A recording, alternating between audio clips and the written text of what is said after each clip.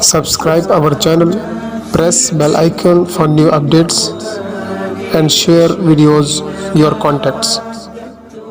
والصلاة والسلام علی رسول اللہ وعلی آلہ وصحبہ اجمعین، اما بعد۔ ناظرین کرام، ہم پھر سے خواب کی تعبیر کا ذکر پارٹ نمبر 6 لے کر آپ کے سامنے حاضر ہوئے ہیں۔ آج کی ویڈیو کا موضوع ہے خواب میں پانی کا بہتا ہوا چشمہ دیکھنا۔ یہ ایک صحابیہ ہے جو ذکر کر رہی ہیں، جو اس حدیث کی راویہ ہیں۔ صحیح بخاری حدیث نمبر 7018 7018۔ ام علا رضی اللہ عنہا ہیں، وہ بیان کرتی ہیں کہ جو ایک خاتون میں سے ہیں کہ انہوں نے رسول اللہ صلی اللہ علیہ وسلم سے بیعت کی تھی۔ انہوں نے بیان کیا کہ جب انصار نے مہاجرین کے قیام کے لیے قرآن اندازی کی تو عثمان بن مظعون رضی اللہ عنہ کا نام ہمارے یہاں ٹھہرنے کے لیے نکلا۔ پھر وہ بیمار پڑے،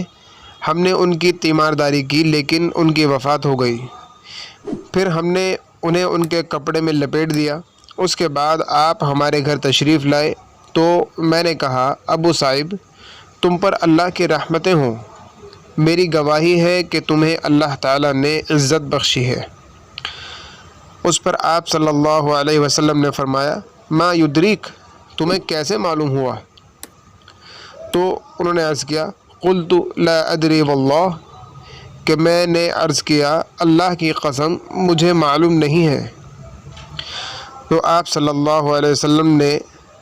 اس کے بعد فرمایا،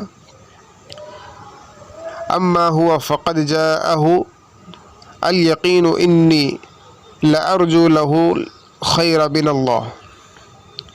کہ جہاں تک ان کے تعلق ہے تو یقینی بات یہ ہے کہ ان کو موت آ چکی ہے اور میں اللہ سے ان کے لیے خیر کی امید رکھتا ہوں، لیکن اللہ کی قسم میں رسول ہوں اور اس کے باوجود مجھے معلوم نہیں کہ میرے ساتھ کیا معاملہ کیا جائے گا۔ تو ام علا رضی اللہ عنہا نے کہا، قالت ام العلا فواللہ، ام علا رضی اللہ عنہا نے کہا کہ واللہ اس کے بعد میں کسی انسان کی پاکی نہیں بیان کروں گی۔ انہوں نے بیان کیا کہ میں نے حضرت عثمان رضی اللہ عنہ کے لیے ایک خواب میں ایک جاری چشمہ دیکھا تھا، چنانچہ میں نے حاضر ہو کر نبی کریم صلی اللہ علیہ وسلم سے اس کا ذکر کیا تو آپ صلی اللہ علیہ وسلم نے فرمایا، یہ ان کا نیک عمل ہے جس کا ثواب ان کے لیے جاری ہے۔ ہم سب جانتے ہیں کہ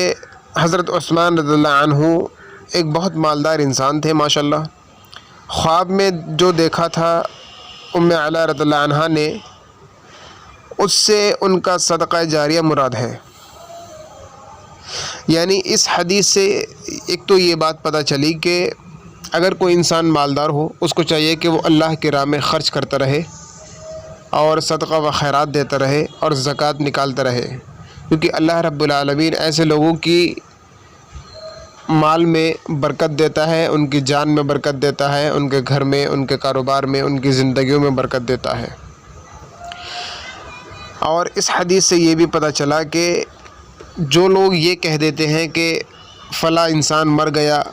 وہ کتنا اچھا انسان ہے، جنتی ہے، یہ کہنا غلط ہے، کیونکہ خود آپ صلی اللہ علیہ وسلم نے ام علا رضی اللہ عنہا کو اس بات کے کہہ دینے کے بعد روک دیا اور ان کو اس بات کی تنبیہ کی، سمجھایا کہ تمہیں نہیں معلوم، یعنی ان سے کوشچن کیا اللہ کے نبی نے کہ ما یدریک، تمہیں کیسے پتہ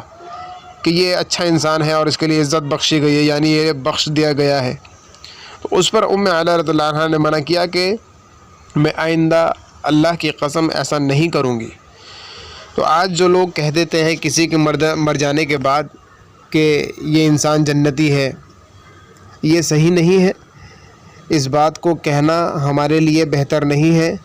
ہاں، آپ یہ کہہ سکتے ہیں کہ فلاں شخص جو مر چکا ہے اس کے فلاں نیک اعمال تھے، اللہ رب العالمین اس کے نیک اعمال کے ذریعے سے اس کے گناہوں کو معاف کرے، اس کی مغفرت کرے،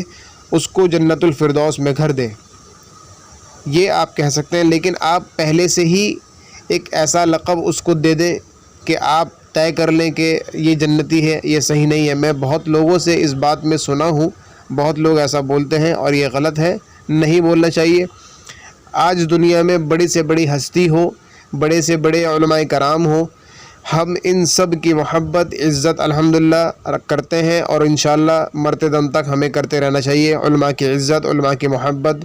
بڑے بزرگ ہستیوں کی عزت اور محبت انشاءاللہ برقرار رہنی چاہیے۔ لیکن اگر کوئی انسان اس طریقے سے بول دے تو ان کی اس بات کو چھوڑ دینا چاہیے، کیونکہ خود اللہ کے نبی صلی اللہ علیہ وسلم نے یہ بتایا کہ میں بھی نہیں جانتا کہ اس کے ساتھ کیا معاملہ کیا جائے گا، بشرطے کہ میں اس کے اچھے اعمال کی وجہ سے میں جانتا ہوں کہ میں اس کی بخشش کے لیے اللہ تعالیٰ سے سفارش کروں گا۔ تو یہ اللہ کے نبی صلی اللہ علیہ وسلم نے بھی خود ڈائریکٹ نہیں کہا کہ وہ جنتی ہے، جس کے لیے اللہ تعالیٰ نے محمد صلی اللہ علیہ وسلم کو بشارت دی ہے کہ یہ جنتی ہے، اس کے لیے اللہ کے نبی نے بولا ہے کہ یہ جنت میں جائے گا یا یہ جنتی ہے۔ لیکن ہر کسی کے لیے ایسا بول دینا یہ صحیح نہیں، اس کے لیے اللہ کے نبی نے منع فرمایا۔ ہمیں بھی اس بات سے رک جانا چاہیے، اور جو مر چکے ہیں ان کے لیے اللہ تعالیٰ سے خیر کی دعا کرنی چاہیے، ان کے لیے اللہ رب العالمین سے جنت الفردوس میں گھر دے، اس کے لیے دعا کرنی چاہیے۔ اس حدیث میں جو بات بتائی گئی کہ خواب دیکھا گیا حضرت عثمان رضی اللہ عنہ کے لیے، اور جو اس میں چشمہ دیکھا گیا عثمان رضی اللہ عنہ کے ذریعے سے، تو اس بات سے یہ پتہ چلتا ہے کہ چشمے کا جاری ہونا اگر ہم خواب میں دیکھ لیں تو یہ چیز ایک کار خیر کے لیے ہوتی ہے کہ ہم کوئی نیک کام کیے ہوں، اللہ رب العالمین کو وہ بات پسند آئی ہو اور اللہ رب العالمین اس بات سے خوش ہو، ہمارے اس عمل سے خوش ہو۔ یعنی اس سے بھی یہ پتہ چل رہا ہے کہ ہمیں نیک کام کرنے چاہیے تو اللہ رب العالمین ہم سے خوش ہوتا ہے، اور وہ نیک کام کرنے چاہیے جو صرف اللہ کی رضا کے لیے ہو، اپنی کبریائی بڑائی کے لیے نہ ہو۔ بہت سے لوگ اپنا اسٹیٹس دکھانے کے لیے، اپنی واہ کرانے کے لیے نئے نئے کام کرتے ہیں اور اس کو نیک سمجھتے ہیں اور اس کو اچھا سمجھتے ہیں، یہ صحیح نہیں ہے۔ بلکہ کوئی بھی نیا کام کیا جائے، کوئی بھی اچھا کام کیا جائے تو صرف اللہ کے لیے کیا جائے اور صرف اللہ سے رضا حاصل کرنے کے لیے کیا جائے، کیونکہ ہم اللہ رب العالمین سے خیر کے طلب رکھتے ہیں، اور اللہ رب العالمین ہم سب کا مالک ہے، اور ہم اس مالک کے، اس اللہ کے، اس پروردگار کے بندے ہیں۔ تو ہمیں چاہیے کہ ہم صرف اور صرف اللہ رب العالمین سے مانگیں، اور اللہ رب العالمین سے رضا حاصل کرنے کے لیے ہماری نیک عمل میں، کار خیر میں کوشش رہنی چاہیے۔ اللہ سے دعا ہے کہ اللہ رب العالمین ہمیں بھی کار خیر، نیک کام کرنے کی توفیق دے، اور ہمیں بھی مال و دولت کو اللہ رب العالمین اپنی راہ میں، یعنی اللہ رب العالمین کے راہ میں ہم لوگوں کو مال و دولت خرچ کرنے کی توفیق دے، آمین۔ اور اللہ سبحانہ و تعالی ہمارے بھی نیک اعمال کو قبول کرے، آمین۔ وآخر الدعوانا الحمد للہ رب العالمین۔ السلام علیکم ورحمۃ اللہ وبرکاتہ۔